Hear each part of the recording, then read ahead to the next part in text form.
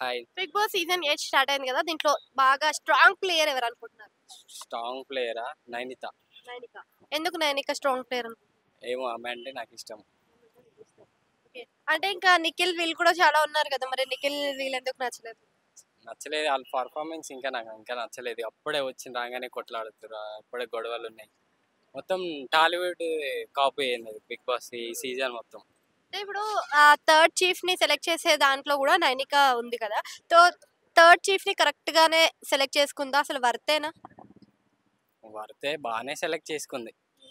Rashmi Gowda correct ఉందా? రష్మి ఏమో ఇక అదంతా వేస్ట్ అనిపిస్తుంది నాకు. ఓకే. నాగమణికంట అనే ఒక పర్సన్ ఊకే సింపతి ట్యాగ్స్ చేసుకుంటూ ఉన్నాడు కదా, అంటే నా గతంలో ఇలా జరిగింది అలా జరిగిందని సింపతి ట్యాగ్ వేసి వాడడం ఎంతవరకు కరెక్ట్ అంటే?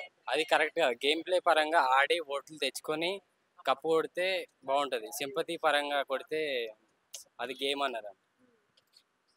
అయితే ఇప్పుడు ఇప్పుడు చూసుకున్నట్టయితే మనకి శేఖర్ భాష కూడా ఉన్నాడు కదా, బయట చాలా ఫైట్ చేశాడు, లోపల అంత ఫైట్ చేసి గెలవలేడంట. ఇప్పుడు తన ఒపీనియన్ మీద ఉంది. గేమ్ ఎట్లా ఆడతారో ఇక ఓట్లు వేసిన బట్టి ఇక అతను ఆడాలి. ఇక మనం డిసైడ్ చేయలేము. అయితే ఇప్పుడు ఇందులో ప్రతి సీజన్ లో మనకు ఒక లవ్ స్టోరీ కనిపిస్తుంది. ఈ సీజన్ లో ఏమైనా లవ్ స్టోరీ కనిపించే అవకాశం ఉందంట? ఈ సీజన్లో లవ్ స్టోరీ ఎట్లా కనిపించలేదు. ఫస్ట్ స్టార్టింగ్ నుంచే గొడవలు ఉన్నాయి. ఒక్కొక్కరు మంచిగా ఉండలేదు. లవ్ స్టోరీ కానీ లేదు. అస్సలు లేదు.